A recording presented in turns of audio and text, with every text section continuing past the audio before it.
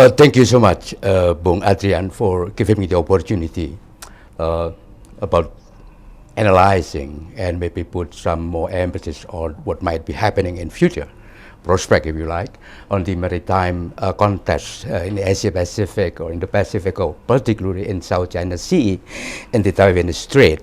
This is a very interesting topic, actually. I have a lot of discussion elsewhere, including those in America, for example, during the last couple of months, have been focusing on a couple of war games that might be happening during the next couple of years.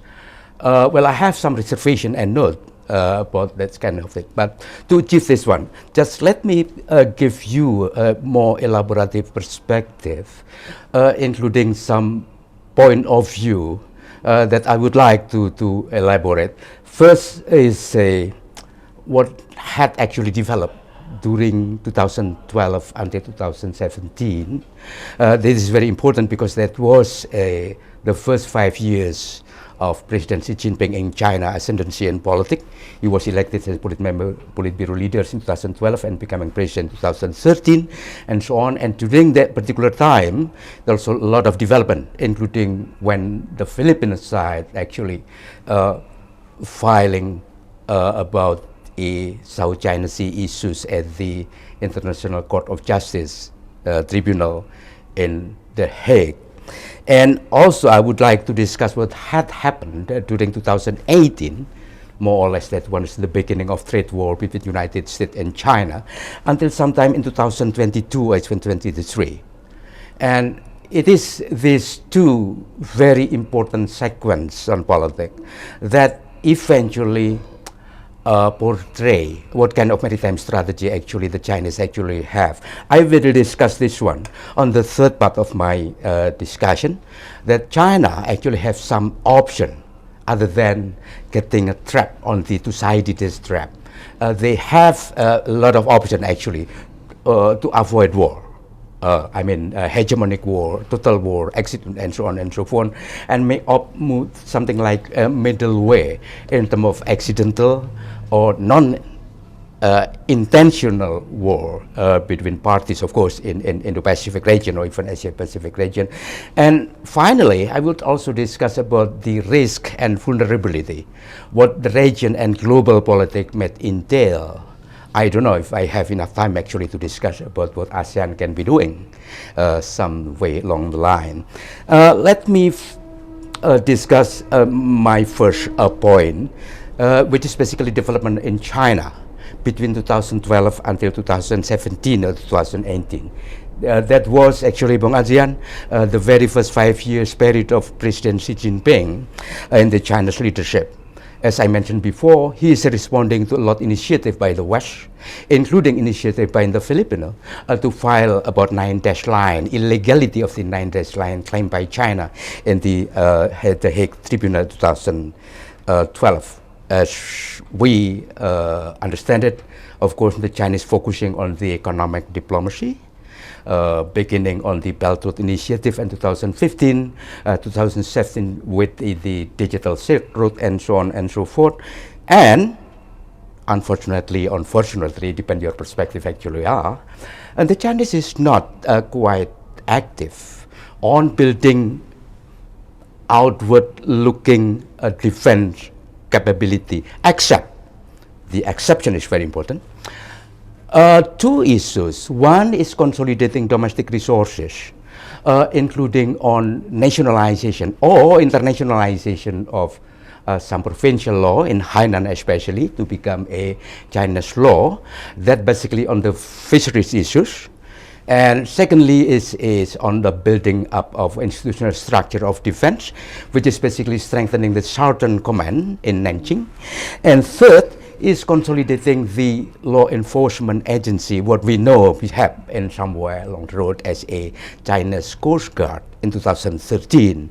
The Chinese is basically very much successful in integrating 18 small unit into a single Chinese Coast Guard in 2013. Of course, we also note a lot of things, including how lioning and they come to the waters and making patrolling and so on, and also how the Chinese is beginning to militarization of some rock and atoll in South China Sea that's becoming ordinary practices until sometime 2013. It is, of course, dangerous as could be for some people, but if we are looking at on the say power balance between the United States and China in that time 2018, then basically it would be a lot easier for us to conclude that actually that the United States, even without lion, would still in the upper hand. And the Chinese is basically very much on the deficit side within the dyadic military relationship between the United States and and China. And this actually becoming some dynamic change, beginning sometime 2018 until 2023, which in my understanding is also important period, because that is basically a reflection on the second 5 years of Xi Jinping first decade between 2012 or 2013 until 2023. And we notice, for example, how the creation of AUKUS, it is military alliance between Australia, United Kingdom, and United States. We also notice how the Quad, the Australia, American, the Indian, and the Japanese actually building up their capability and so on and so forth. We also notice what, to my understanding, is becoming more important, especially because this one is connected with network of bilateral relationship. Lion is one thing, yes, I did not deny that, but it could be more important is how the United States actually responding to Chinese, they call aggressive initiative, by creating a network of bilateral relation. They discuss and improve and even strengthen the bilateral relationship within the United States and Japan. They make a lot of deals with South Korea, trying to make some agreement which is actually beyond the scope of the traditional relationship between United States with Japan as well as South Korea. And do not forget, in 2018, they're also approaching the Philippines, which is part of the ASEAN member countries. They discuss the possibility of United States actually using more 8 military bases in Subic, in Clark, in Palawan, in Mindanao, and so on and so forth. So the network of bilateral relations is very much important. So until 2022 or 2023, the United States basically have a very important footing. It's not only within the context of lion relationship within Quad or AUKUS, but also secondly, it is with the bilateral network of relationship between the United States with some countries of a member of ASEAN and also with Japan and South Korea. And this is significantly changed the dyadic power balance between the United States and China. If you look at table 1, for example, just behind me, then it's not going to be difficult to find that despite the very fact that Chinese has been trying to spend more defense budget and to make some military modernization and so on and so forth, that basically the gap between United States and China, at least from military perspective, is still there.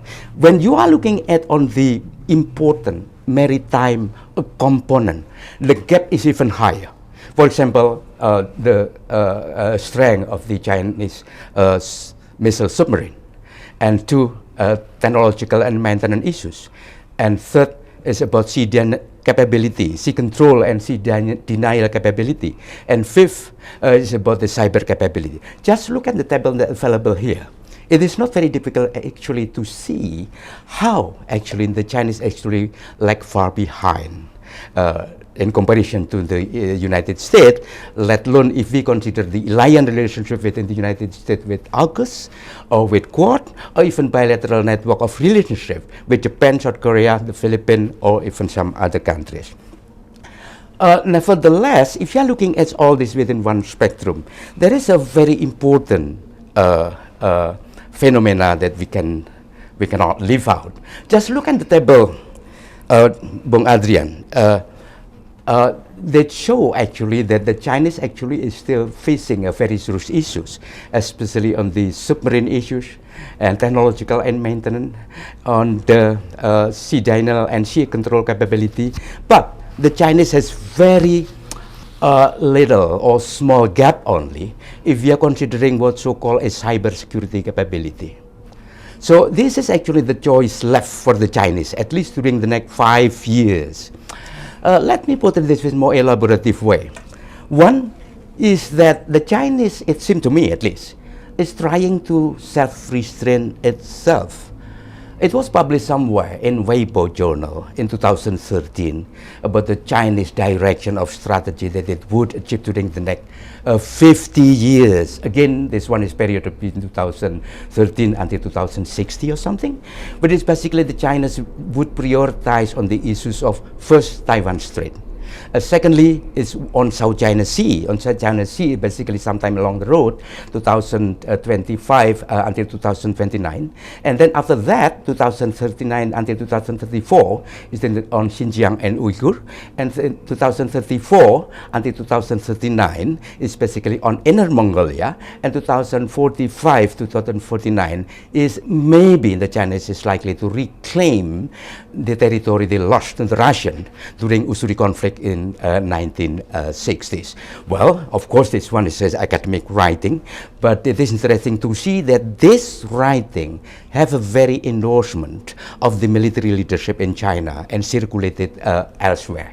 And secondly, I think the most important thing of the writing is not timing, but the way the Chinese experience and understanding how actually politics is influencing the Chinese decision-making process, including how they compose or define what their strategic objective actually have. That is very important, that one issue.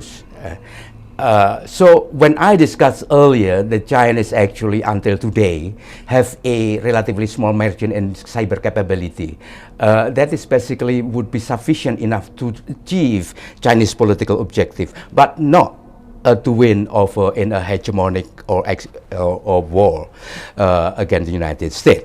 So this is the last thing I just would like to say about Thucydides' trap. I don't really believe it. I think when Thucydides proposed the writing in the book, a very famous book, Peloponnesian War, more than 20 years, 20 decade ago, 20th century ago, the political landscape of Europe is very difficult and very different of today. And also very different is the technological advancements of military power. Now, in modern war, the coming of technology has blurred the black and white between war and peace. So you don't have get into a trap of Thucydides, because in fact you have many choices. In my understanding, the Chinese choice was, of course, first continuing a trade war with the United States. But we understand, but beginning of sometime last year, the United States actually loosening its restriction toward the Chinese in economic relation with the United States, and limited only on high technological war only, which would, of course, to prevent the enhancement of military technology, modern military technology had by the Chinese. The trade war does not include technology with basically in purpose of the commercial purpose only. And secondly is that, of course, interdependence is so high between China and United States. United States is the first, the largest importer and exporter for the Chinese. So was the vice versa, and the Chinese for the United States. I think this is also the second factor we must take into account. And the third, of course, is that the Chinese have a small margin, I mentioned before, on the cyber capability. So I don't think the Chinese will go to war until 2029 or 2034. They have many options, particularly by avoiding Thucydides' trap, but focusing instead on what so-called a gray zone strategy, which is basically first the employment of loophole on international law and regulations, And that is very important, for example, within the contestant of the maritime forces, especially Coast Guard region, because Coast Guard is not military forces. By using Coast Guard, China can intimidate without actually trespassing the law of war. And secondly, is again on the cyber security issues, cyber attack and so on. I happen to have a data collected by INSEC in the United States, what's so called as a recorded future. And I noticed actually that Chinese have more intensified cyber attack against some countries in Asia Pacific.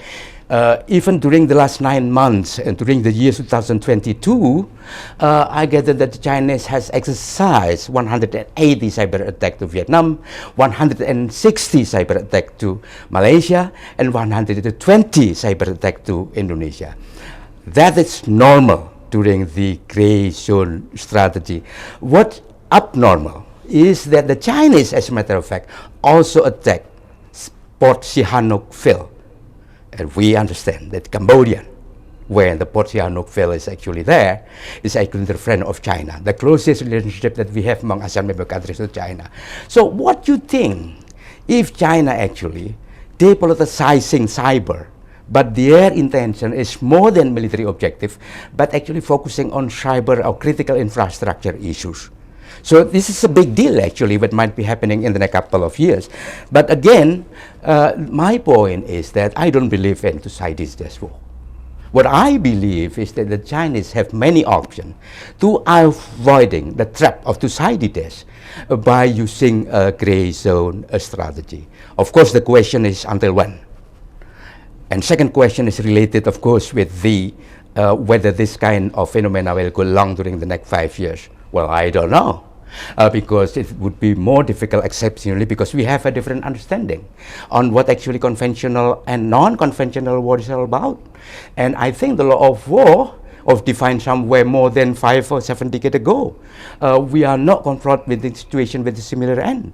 I don't think that modern war, like the conventional one in the past, with a very objective of annihilation, again, it's not about win or lose, but about management of how the force actually used in diplomatic relationship, especially when diplomatic relationship among countries is entering into the zone of tension and then on crisis. So this is actually very important issues. I'm not saying that accidental war is not dangerous. It is. It is, because we have different logic of deterrent theory. In the past, we may be discussing about mutual assured destruction. Now, in the future, we should have been discussing about mutual assured paralyze. Maybe the war would not kill you, but if it make you paralyzed. And people like myself, actually, of course, I would like to die rather than being paralyzed. So this is just emphasizing the point that accidental war, nonetheless, is not necessarily less dangerous, less risky, rather than conventional war. And second caveat I just would like to mention, besides this power balance dynamic relationship, whether in conventional term or non-conventional term, there is one factor we cannot control. Both China and United States could well be driven by exogenous factor. So beware what might be happening in January 2024 on the election in Taiwan. Watch out how power shift in the White House, who is going to be president in America after the election on November 2024. And a lot of things might be happening.